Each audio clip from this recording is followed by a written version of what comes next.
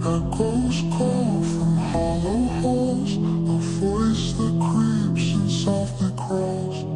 Time stands still, the air is... On Valentine's Day morning, CCTV shows a mother buying roses, believing the day still holds kindness. Minutes later, she is gone. The cameras inside her home captured everything, except the 3 minutes that mattered most, quietly deleted, leaving one question that refuses to fade. Security cameras are meant to protect us, but sometimes they capture moments no one should ever have to see. Today, we're examining 10 most disturbing cases caught on CCTV. The footage begins in the quiet hours before sunrise, on December 13, 2022, inside a modest trailer in Cherokee County, North Carolina. What unfolds on camera would later challenge official statements, reshape public trust, and become one of the most unsettling examples of how surveillance can expose the gap between what is said and what actually happened. It starts with a neighbor's phone call. Emily Floyd contacts emergency services reporting loud noises she describes as fireworks, intense arguing, and what she believes could be gunshots coming from the home of Jason Harley Clower. She also suggests that Clower may be threatening his wife, Allie, and warns dispatchers that a hostage situation could be unfolding. None of these claims are confirmed at the time. Deputies from the Cherokee County Sheriff's Office respond, but fail to make contact.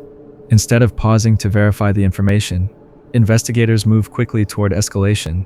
Around 2:15 in the morning, Lieutenant Milton Teasdale secures a search warrant based largely on the unverified report, citing alleged threats and the possibility that Jason Clower is armed. Despite the absence of a formal mutual aid agreement, the Eastern Band of Cherokee Indian Police Department SWAT team is contacted to assist.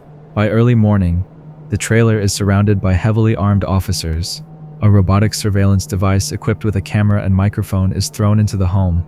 Inside, Jason and Allie are asleep, unaware that their home has been turned into the center of a tactical operation. At approximately 4:54 a.m., officers use a loudspeaker to order Jason to come outside with his hands visible.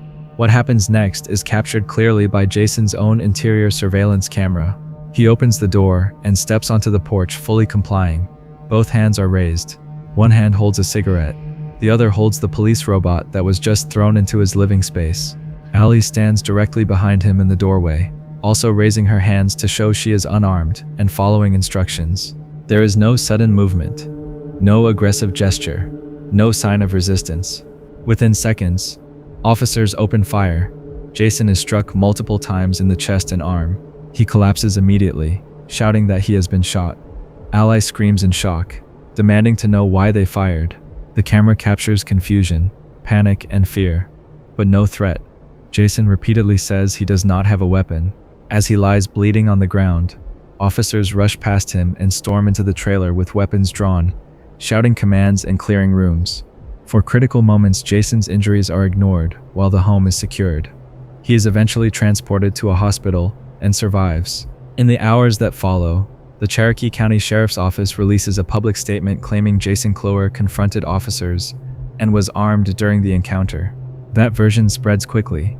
Jason is charged with communicating threats and resisting officers, despite the video showing full compliance.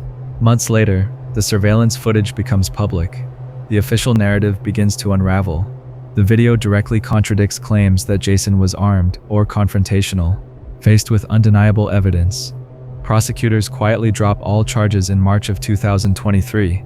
In June, Jason files a federal civil rights lawsuit alleging excessive force, unlawful entry, false arrest, and a coordinated effort to misrepresent the facts. In a sworn affidavit, District Attorney Ashley Welch states that investigators misled both her and the magistrate judge, falsely portraying the situation as a hostage crisis and claiming Jason was armed without evidence.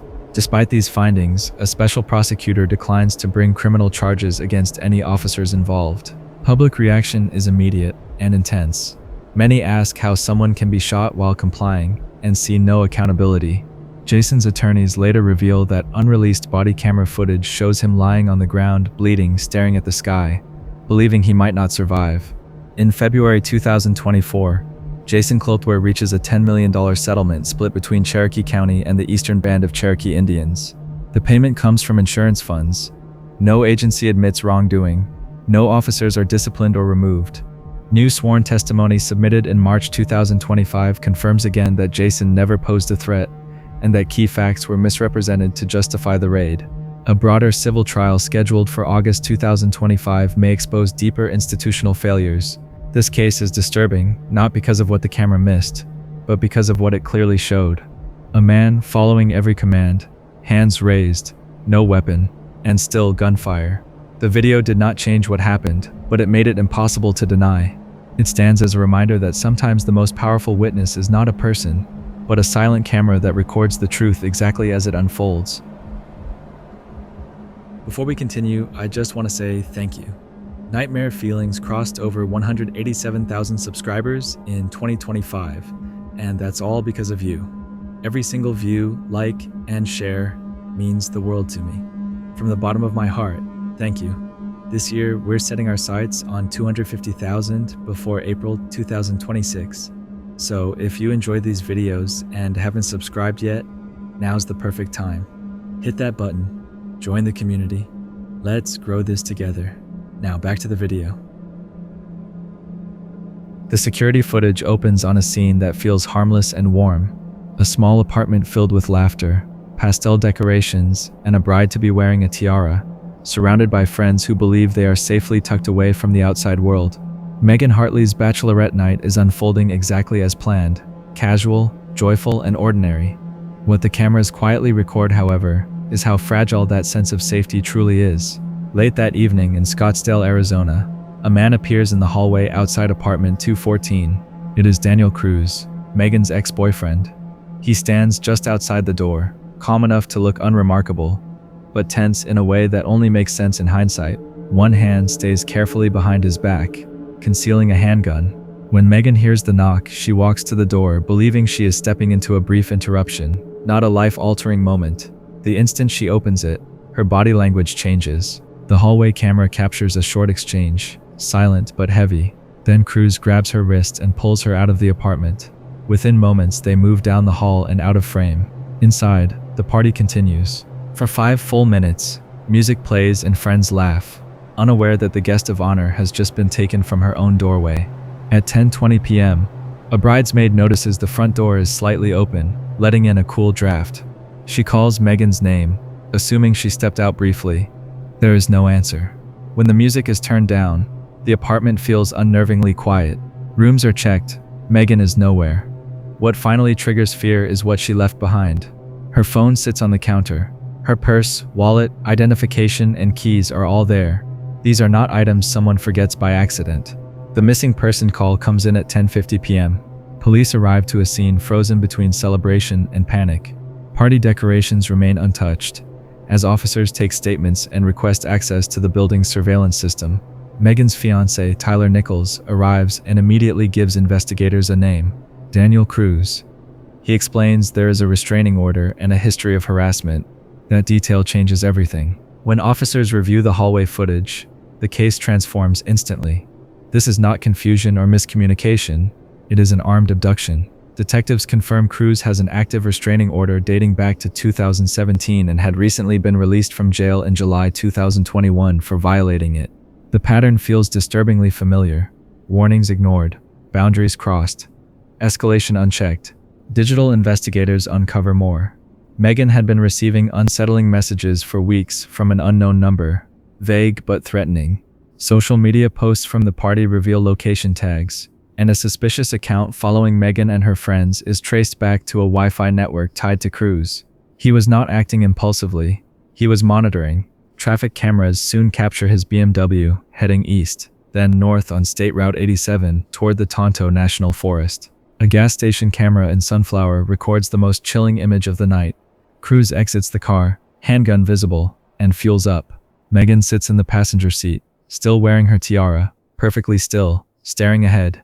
It is the last confirmed sighting of her for days.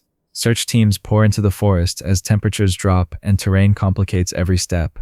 On Thursday, October 21st, Cruz's abandoned vehicle is found near Woods Canyon Lake. Hours later, officers locate Cruz himself and take him into custody. Megan is not with him. He refuses to speak. The search becomes a race against time. On Friday, October 22nd, rescuers find Megan alive, but but suffering from severe dehydration and hypothermia, hidden beneath trees. She survives. Cruz later pleads guilty in February 2022 and is sentenced to 18 years in prison. The footage remains disturbing, not because of what it shows, but because of what it represents. A quiet hallway, a brief knock, and the reminder that danger does not always announce itself loudly. Sometimes it arrives calmly, waits patiently, and leaves devastation behind without ever raising its voice. In the dawn hours of Valentine's Day, 2019, Olivia Jones walks into HB Supermarket and pauses at the flower display. CCTV catches her selecting pink and red roses, a small act of optimism that suggests she still believes the day can be kind. She is 36, a mother, and relatives describe her as the steady center of the family. She has less than 40 minutes left, though she does not know it. Olivia's life revolved around her daughters, Ariel and Chloe. She worked, showed up for family, and tried to keep home peaceful. But loved ones say the marriage had grown controlling. Her husband, Christopher Ray Jones, is 40, and investigators later argue his need to control the household shaped daily life. The house reflected that mindset. Cameras were mounted, not only outside, but inside, aimed at the living room and kitchen. In most homes, cameras signal safety. Here, detectives said, they signaled scrutiny.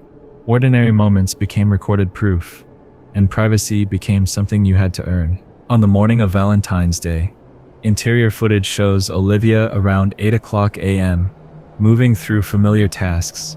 She prepares breakfast and tidies counters, with the careful precision of someone trying not to spark an argument. Then at 8:03 a.m., the video cuts to black, not a flicker. A clean blackout. 3 minutes vanish, the exact window any detective would want. When recording resumes at 8:06 a.m., Christopher is pacing with a phone to his ear, calling emergency services. Officers rush to the home on Pineberg Boulevard. 911. What is the address of your emergency? Olivia! Please, hurry. Customer safety gun. Tell me what's going on. Tell me, where is she shot? In the head! Okay, where in the head? Take it in the window! Okay. I want you to try to control the bleeding. Body camera footage captures the urgency as they move down the hall and into the bedroom. Olivia is on the floor, still barely breathing. Paramedics work quickly, but the injury is catastrophic. At 9:04 a.m., Olivia is pronounced dead. She never regains consciousness, and whatever happened during the blackout becomes the center of the investigation. Christopher offers an explanation immediately. He says there was an argument, a struggle over a gun, and a discharge by accident, but details do not settle. Investigators locate the weapon in a different room from where Christopher says the struggle happened, suggesting it was moved. The blackout timing is also hard to ignore.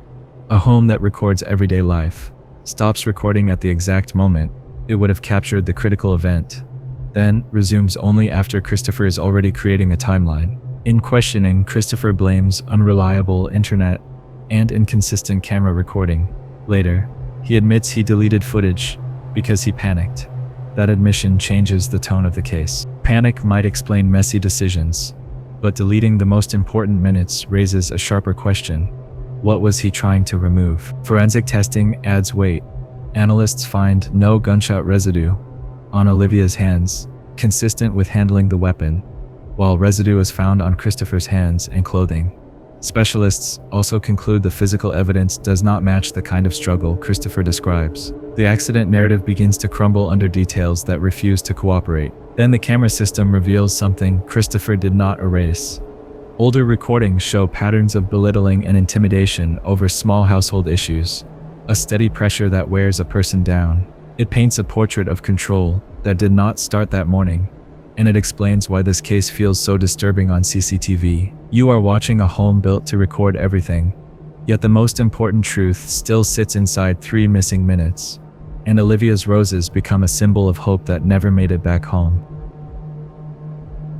On June 2nd, 2007, 18-year-old Kelsey Smith climbed into her car, thinking she was running the easiest errand imaginable.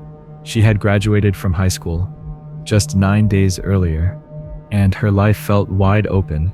College plans, big energy, and a calendar full of firsts. That Saturday evening, she drove to a Target store in Overland Park, Kansas, to pick up a gift for her boyfriend, John. They were celebrating their 6-month anniversary, and she expected to be gone for minutes, not hours. Security cameras inside the store show what looks like an ordinary trip. Kelsey walks the aisles at a relaxed pace, browsing without rushing, stopping when something catches her eye, then continuing. To anyone watching live, it would have looked like thousands of other shoppers. But what makes this case so disturbing is what the cameras reveal, only after the fact. When detectives rewind, slow it down, and start asking a different question: who else is moving when Kelsey moves? As investigators later learned, a young man appears again and again, in the background, almost like a shadow that keeps finding the same light. He is not beside her. He does not speak to her. He does not need to. He simply keeps showing up in the frame, at the right distance, at the right moment, tracking her path through the store. It is the kind of behavior that can hide in plain sight, because it looks like coincidence until it repeats too many times. Kelsey leaves Target around 7:00 p.m. She is supposed to meet John at her house around 7:30. John arrives and waits. 30 minutes pass, then more. Calls go unanswered. Kelsey was known for being dependable, the kind of teen who would call if she was late, just to keep her parents from worrying. That is why the silence feels loud so quickly.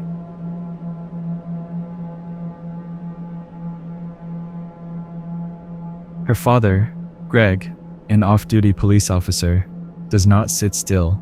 He starts making calls the way a cop does, checking nearby departments, asking about accidents, asking if anyone has seen her car. The family drives to Target, hoping the explanation is something simple: a dead phone, a car that will not start, a forgotten time. But Kelsey and her vehicle are not there. 30 minutes and she's late. I was calling different police departments around the area saying, hey, have you guys had contact with this car, this license plate number, and has there been any accidents? That wasn't calling to report her missing. That was me being a cop is what that was. Then, they spot her car, across the street, in the Macy's parking lot. That detail changes the temperature of the night. A car in the wrong place can mean someone else had the keys, or someone else had control. Police are called, and the car becomes a careful, quiet focus. Inside, they find Kelsey's purse, wrapping paper, and the gift she bought. There are no obvious signs of a fight. That absence is unsettling on its own, because it suggests whatever happened was fast, controlled, and designed to leave little behind. Well, that was a bad signal to me, that the car was in a different place. Investigators search for cameras, pointing toward the lots. One grainy angle shows Kelsey's car arriving later, around 9:17 p.m., and someone stepping out calmly and walking away. The image is too unclear to identify the person, but it gives detectives a direction. If someone abandoned the car and then returned to their own vehicle, there might be another camera that caught that second movement. The real breakthrough comes when police pull Target's internal surveillance and track Kelsey's entire route. At first, the video seems harmless. She checks out, walks outside, circles her car, opens the driver's door, and begins to get in. Then someone notices a quick, almost invisible motion behind the vehicle. A blur darts in from the side, timed perfectly to the moment she is focused on her door. The camera does not show everything clearly, but the meaning lands immediately. In that room, it becomes quiet enough to hear breathing. Detectives understand they are watching an abduction unfold in seconds.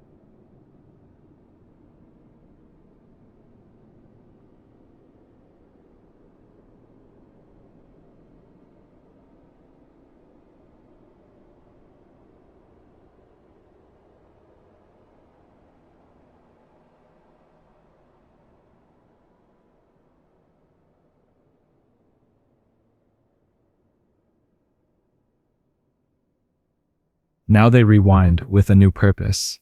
They watch every camera angle again, looking for the person who seemed to orbit Kelsey. Each time she enters a frame, that same young man appears as well, following her toward checkout, then moving toward the exit early, as if positioning himself outside first. A downward-facing camera near the doors finally captures a clear enough image of his face. Police release it, and tips flood in. Thousands of calls, Too many to chase one by one without another anchor. That anchor comes from the parking lot footage. A dark blue pickup truck is seen arriving shortly after Kelsey does. Days later, on June 5, 2007, callers identify the man as Edwin Hall, linked to that truck. When officers reach his home, he appears to be preparing to leave. He is taken into custody. Fingerprint evidence places him inside Kelsey's car, and the investigation turns from missing to confirmed crime. Phone records help narrow the search area, and on June 6, 2007, Kelsey is found, but she is not alive. Hall later pleads guilty and is sentenced to life in prison without parole. The CCTV in this case is haunting because it shows how ordinary danger can look at first. Bright store lights, a teenager buying a gift, and a stranger blending into the crowd until the moment he decides not to. The cameras solved a mystery, but they also captured a truth people struggle to accept. Sometimes the warning is there, moving quietly in the background, and you only see it once it is too late. On the night of November 22, 2022, Jasmine Pace, 22 years old, pulled into an apartment complex in Chattanooga, Tennessee, expecting something simple, a quiet evening, a familiar face, a place she could exhale for a bit after a heavy season of grief. Cameras later captured her white SUV, turning into the lot just before midnight, an ordinary moment that would become the starting frame of a nightmare. Jasmine's family called her Jazzy, and everyone seemed to agree on the same thing. She was the person who checked in, the person who made you feel seen, the person who acted like things could still work out. In the weeks before she vanished, the family had been mourning a painful loss, and Jasmine sometimes pulled back to process it. That detail matters, because it created a believable excuse for what happened next. Messages sent in her name that sounded like her, but didn't feel like her. Thanksgiving morning arrives, and her mother, Katrina, expects her home for dinner. Instead, a short text appears, saying Jasmine has decided to spend the week elsewhere and needs space. It sounds reasonable if you only read the words. Then, a social media post shows up that feels off. Her father, Travis, notices something small but impossible to ignore. The photo does not match the tattoos Jasmine had on her arm. To a parent, that is not a minor detail. It is an alarm. Katrina starts calling. The friend mentioned in the message says Jasmine is not there and never planned to be. Other relatives and friends admit they received similar texts, all telling them to back off, that Jasmine was fine, that she wanted to be alone. The pattern is the giveaway. It is not just one odd message. It is a coordinated attempt to create distance, to buy time, to make concern look like overreacting. So Katrina does what families often do when they feel the ground shifting. She uses the vehicle tracking connected to Jasmine's SUV and finds it sitting at Signal View Condominiums, a place Jasmine had no clear reason to be. When the family arrives on November 26, the car looks wrong. The driver's seat is pushed far back, adjusted for someone taller, and Jasmine's items are inside in a way that suggests the last person to use that vehicle was not Jasmine. They call police, expecting urgency. Instead, they meet hesitation. Officers treat it like an adult choosing to disappear, not a young woman in danger. No immediate search warrant, no rapid push for surveillance, no fast-track approach that matches the stakes. And this is where the story turns into a lesson about time, because in missing person cases, hours are everything. Katrina refuses to wait.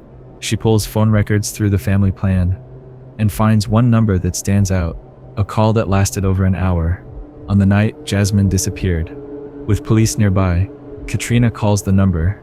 Jason Chen answers. He says he has not spoken to Jasmine in days, and that their last conversation was brief.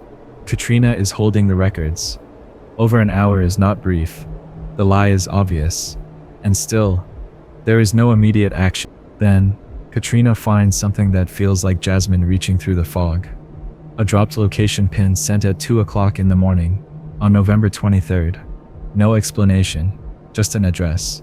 Katrina and Travis go there, knocking on doors. Neighbors mention a loud disturbance around that same time. One unit stays silent. A name connected to that unit points back to Jason Chen. When officers finally return with a warrant, they treat the apartment like a serious crime scene, and begin pulling CCTV from the building and nearby businesses. The timeline that forms is not built on guesses, but on movement, vehicles arriving and leaving.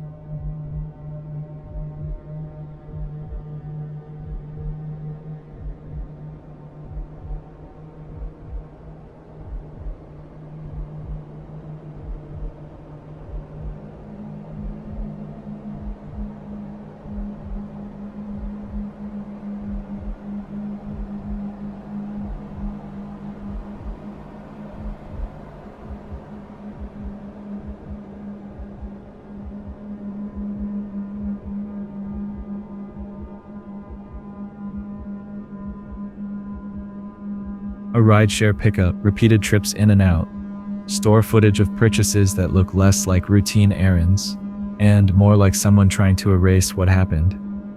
Cameras do not capture motives, but they capture patterns, and patterns can tell the truth even when people do not.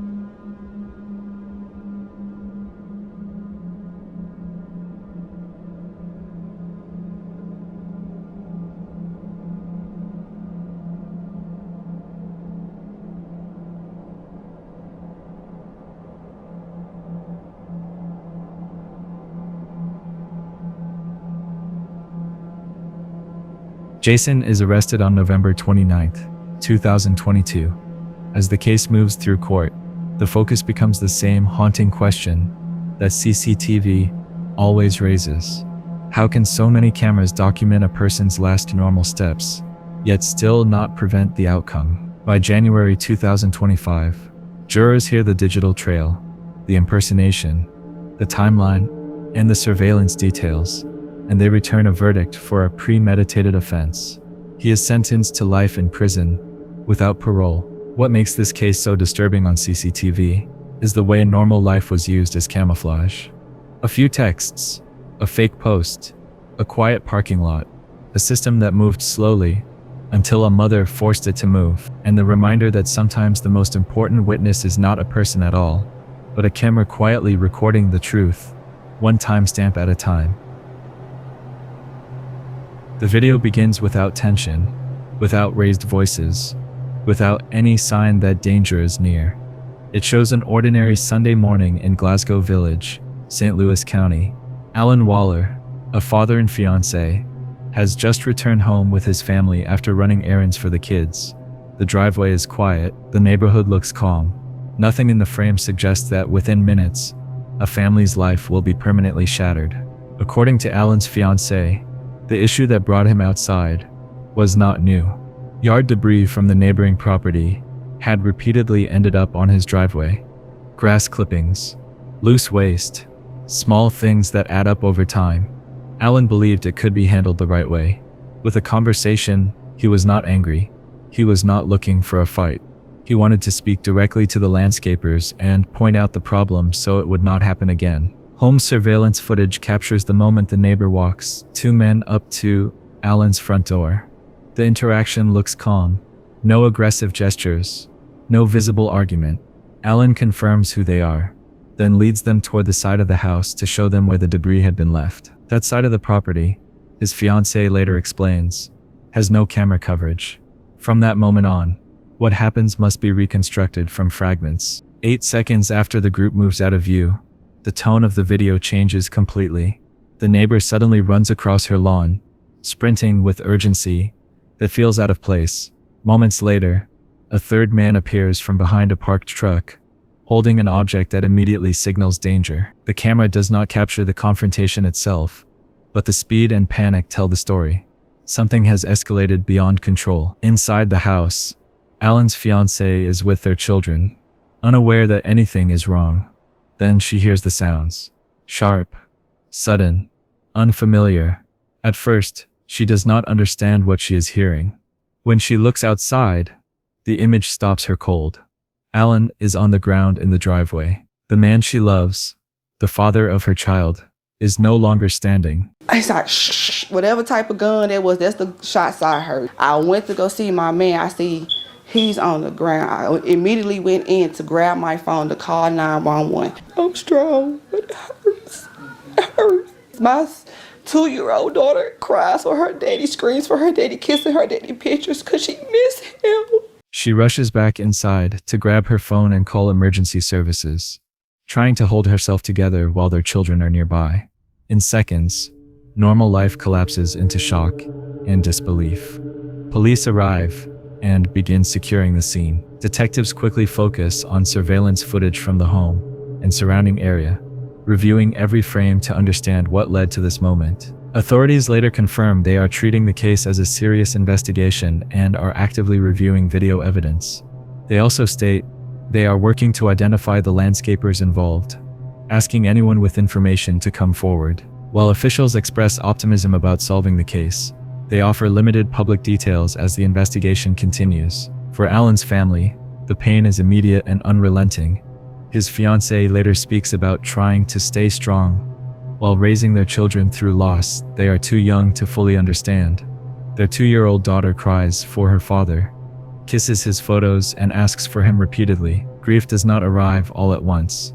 It shows up in quiet moments, in empty spaces, in questions that have no answers. What makes this case especially disturbing is how quickly everything changes. There's no long argument. On camera, no warning signs most people would recognize. Just a brief interaction over something as ordinary as lawn care, followed by irreversible consequences. CCTV captures the approach, the movement, the panic, but not the moment itself. The most important seconds happen just beyond the camera's reach. This footage forces an uncomfortable truth. Violence does not always announce itself loudly. Sometimes it enters quietly, disguised as a routine conversation, and leaves devastation behind. Before anyone has time to react, one decision, one moment, one driveway, and a family is left navigating life without someone who expected to walk back inside. No matter how the investigation ends, the outcome for Alan Waller's loved ones will not change. A man went outside to talk. He never returned. His children will grow up with memories shaped by stories and photographs, and a neighborhood now carries the weight of a moment that began as an ordinary disagreement and ended as an unthinkable loss, recorded only in fragments by a silent camera that could not see around the corner. The cameras at the intersection of 15th Street and Hoosick Street in Troy were never meant to document a tragedy. They were installed to watch traffic, record routine movement, and sit quietly above a McDonald's parking lot. On this night, they captured the final moments of an ordinary workday for a pizza delivery driver, whose life ended in seconds. Earlier that evening, 3 Troy police officers were responding to calls moving westbound along Hoosick Street. They had first been dispatched to a reported fight at a convenience store about a mile away. Moments later, the call changed to a domestic incident closer to the Hudson River, and the officers adjusted course. They did not travel together. Each vehicle followed the same route, spaced roughly 30 seconds apart, all moving quickly with emergency lights activated. The intersection ahead was controlled by traffic lights. The first 2 police vehicles passed through on a red signal at high speed. Their lights were visible, and traffic in the area adjusted accordingly. Shortly after, a nurse pulled out of the McDonald's driveway and entered the left turn lane, waiting patiently for her green light to turn westbound onto Hoosick Street. By the time her signal changed, the second police vehicle had already cleared the intersection. Believing the road was safe, she completed her turn. Almost immediately, she noticed flashing lights approaching rapidly from behind. Instinctively, she pulled her car over near a Speedway gas station, stopping along the curb to give space to the emergency vehicle closing in. At the same moment, a Honda sedan approached the same intersection from the north, traveling southbound on 15th Street. The driver was a pizza delivery worker heading back to his restaurant just a block away. From his perspective, everything was normal. His traffic light was green, the legal right-of-way. What he could not see was what was coming. A 3-story building sat on the northeast corner of the intersection, blocking sight lines. Drivers traveling westbound on Hoosick Street could not easily see vehicles on 15th Street, and drivers on 15th Street could not see fast approaching traffic from Hoosick until it was too late. As the delivery driver entered the intersection, the police SUV driven by Officer Justin Burns arrived at an estimated speed of 78 miles per hour. The McDonald's exterior cameras did not capture the exact moment of impact. They did, however, record what followed. The Honda was struck from the side, and sent sliding more than 200 feet from the point of collision. The force of the crash pushed the police SUV onto the sidewalk, where it struck a utility pole, spun, and then moved backward toward the nurse's vehicle. Seeing the chaos unfolding, she drove forward to avoid being hit before pulling over again.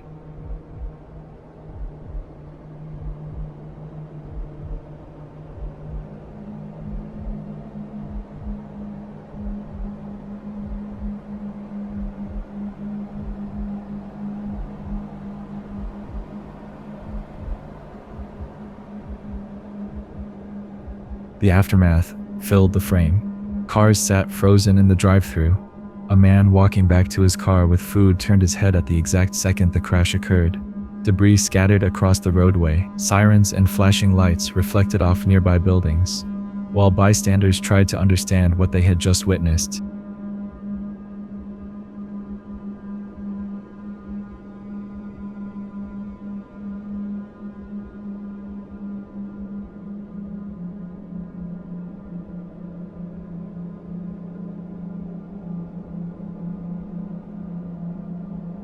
Less than a minute later, a passerby in a pickup truck stopped and rushed toward the damaged police vehicle. He opened the passenger door and helped Officer Burns out. The officer appeared shaken and injured, but was able to walk. He moved to the sidewalk near the Speedway station. Another officer arrived moments later, checked on him briefly, then went to the Honda. Burns followed shortly after, and together they attempted to render aid to the delivery driver. What the cameras did not record became just as important as what they showed. At least one witness later stated they did not hear a siren coming from the police SUV before the crash. Despite multiple people being nearby, official reports indicated that only one witness was formally interviewed. These gaps left questions that video alone could not answer. The footage reveals how tragedy can form through timing rather than intent. A green light, a blocked view, a vehicle moving faster than expected. Each decision made sense in isolation. Together, they created a moment no one could reverse. For the delivery driver's family, the cameras hold the last visible evidence of a routine drive that should have ended at home. For the public, the video is a reminder that CCTV does not just capture crime. Sometimes, it captures the quiet mechanics of disaster, showing how ordinary streets can become the setting for irreversible loss in the span of a heartbeat.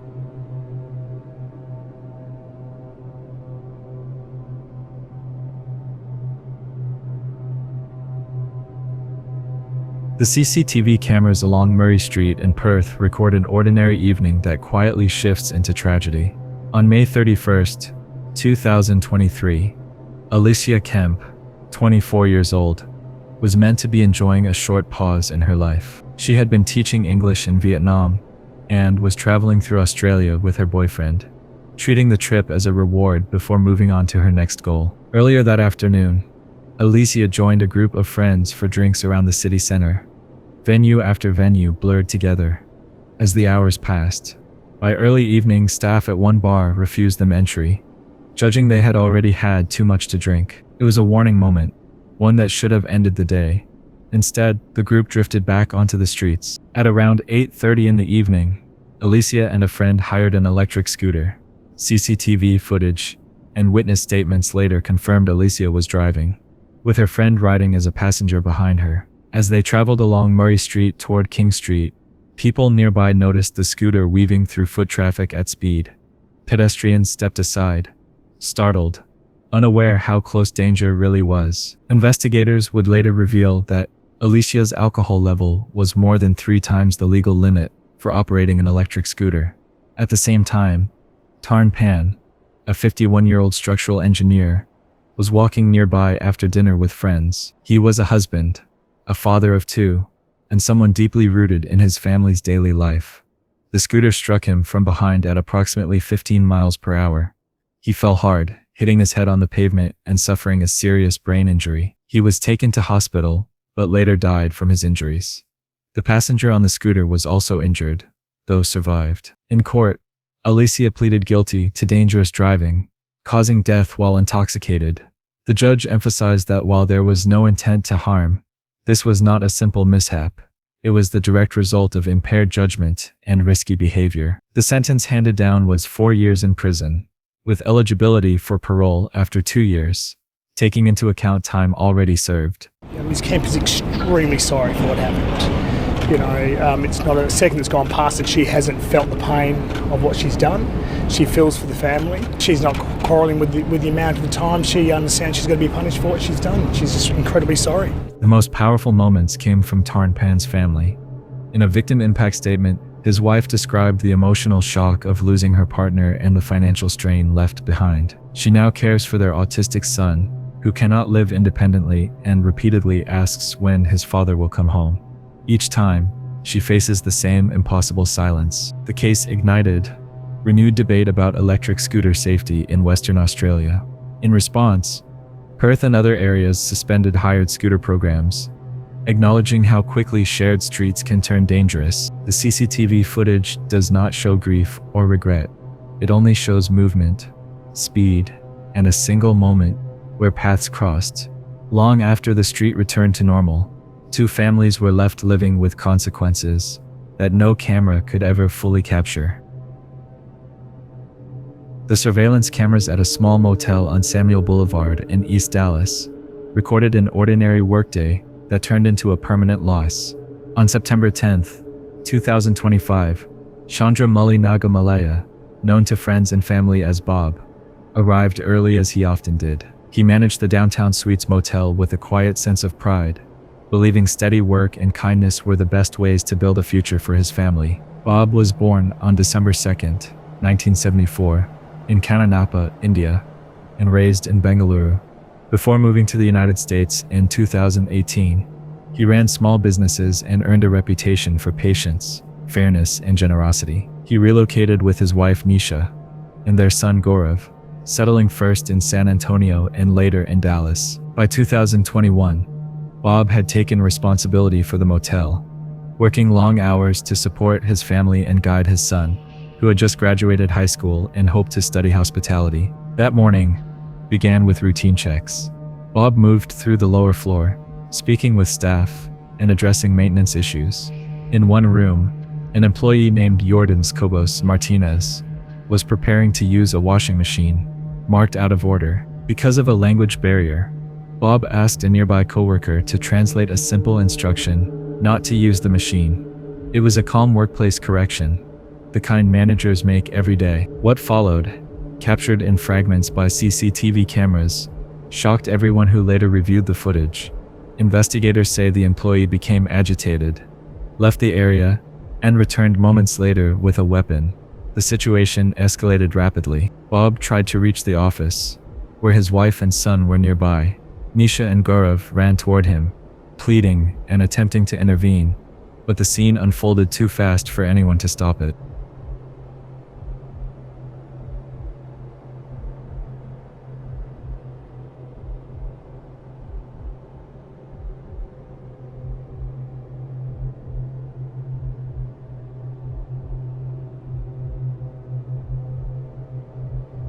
Emergency services arrived shortly after 8:30 in the morning. Responders pronounced Bob dead at the scene.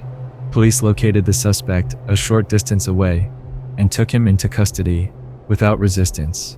During questioning, he admitted responsibility. The evidence included surveillance video, eyewitness accounts, and physical proof, leaving little uncertainty about what had occurred. As investigators examined the suspect's background, troubling details emerged. Cobos Martinez was a Cuban national with a long history of arrests and violent behavior across multiple states. Immigration authorities had attempted to remove him from the country, but he was released under supervision earlier in 2025 because his home country would not accept him back. Those facts fueled public outrage and raised questions about how warning signs had been missed. Bob's funeral was held on September 13, 2025. Drawing family, friends, and members of the Indian American community. His wife and son, who witnessed the attack, were left to rebuild their lives without the man who anchored their family. Supporters organized fundraisers to help with immediate expenses and Gaurav's education. The CCTV footage from that morning is disturbing not because it seeks attention, but because it shows how quickly ordinary routines can collapse when systems fail. A hardworking manager came to work, expecting a normal day and never returned home. The cameras preserved the timeline, but they also preserved unanswered questions about prevention, accountability, and the responsibility to act before tragedy strikes. In the early hours of November 14th, 2013, Adrienne Robert, 23 years old, walked out of the Diamond Dolls nightclub, thinking about the next day, not danger. A moving day was coming. A new home, with her boyfriend Justin, was waiting. Boxes were packed. Little details were already planned. The kind that only makes sense when someone is excited about a fresh start. To Adrienne, this was the final one more night out, before life got serious. CCTV would later show that her night did not turn because of chaos inside the club. It turned because of something quieter. A stranger noticing separation and deciding to use it. Adrienne and her roommate, Jay, arrived at the club around 10:30 that night. They had been there before and felt comfortable enough to treat it like a familiar hangout. Since they had been drinking, they made the smart choice and took a ride instead of driving. In the parking lot footage, they look normal, relaxed, like two friends doing what friends do, laughing, talking, heading inside without a second thought. Inside, the evening stayed ordinary until someone inserted himself into it. Jay later described a man with a baseball cap, slim build, and facial hair. He seemed friendly, casual, like just another patron making conversation. That is part of what makes certain people so dangerous. They do not look like a warning sign. They look like background noise. They know how to sit at your table without triggering alarms, how to talk without pushing too hard, how to wait until the moment you are most vulnerable. At about 1 o'clock in the morning, Adrienne decided she wanted to leave. Tomorrow mattered. She needed rest. She stood up, said goodbye, and walked out alone. Jay stayed behind. It is the kind of decision people make every weekend without imagining it could become a turning point. But in the real world, especially late at night, being alone can make you visible in the worst way. Not because you did anything wrong, but because someone else is watching for an opening. The security cameras captured Adrienne crossing the parking lot by herself. Then, only moments later, the same stranger rushed out behind her. He was holding something, her jacket, left behind inside the club. It was the perfect excuse, friendly on the surface, and difficult to reject without seeming rude. He caught up to her, spoke to her briefly. Then instead of turning back, he walked with her in the direction of her home. That detail matters. Many disturbing CCTV cases are not about a sudden ambush. They are about a slow shift in control. A person uses a small reason to stay close, then keeps nudging the situation until the other person is alone with them, far from help. A neighbor later told police about a sight that stuck in his mind. He saw a young woman in a dress, running down the road, holding her shoes, with a man running close beside her. That image was not just unusual, it was a clue. People do not run like that for fun. At 1 in the morning, it suggested Adrienne realized something was wrong and tried to get away the fastest way she could. Not long after, Jay returned home around 2 o'clock and walked into a nightmare. His emergency call captured panic and disbelief as he tried to explain what he was seeing. Dispatchers attempted to guide him through what to do while help was on the way, but the situation had already moved beyond what a roommate could fix. Investigators responded with urgency, because the house told its own story. They documented the scene, collected what they could, and then leaned heavily on the two tools that do not forget details: surveillance footage and forensic evidence. The club's cameras provided a timeline that supported Jay's account and showed the stranger following Adrienne out. Adrienne's vehicle was also missing, and when it was located not far away, it was another piece of the timeline, suggesting the suspect fled in panic rather than executing a clean escape. Still, the police needed a name. That break came from something many people would overlook. Earlier footage showed the suspect arriving by taxi, in a city where most people drive themselves. That stood out, and it created a paper trail. The ride records led detectives to Thomas Frederick, but even then, they needed stronger proof, tying him directly to the scene. So they conducted surveillance and waited for a legal opportunity to collect DNA from something he discarded, like a cigarette. When the match came back, it closed the gap between suspicion and certainty. Under questioning, Frederick's story shifted as investigators introduced evidence he could not explain away. At trial, The timeline became the loudest witness of all. A man blended in, waited, followed, and used a harmless excuse to get close, and a young woman who was thinking about her future never got the chance to live it. Adrienne's case is disturbing because it shows how quickly normal can be rewritten, and how predators often rely on patience, not noise. CCTV did not save her, but it preserved the truth, frame by frame, long enough for investigators to identify who was behind her in the dark. And that brings us to the end of this episode. If you found this video informative, make sure you hit that subscribe button and turn on notifications so you never miss what we drop next. We cover stories like this almost every day, and trust me, you don't want to be left behind. If you can't wait until the next upload, there are more videos popping up on your screen in just a few seconds. Click one and keep watching. Until then, take care. I'm out.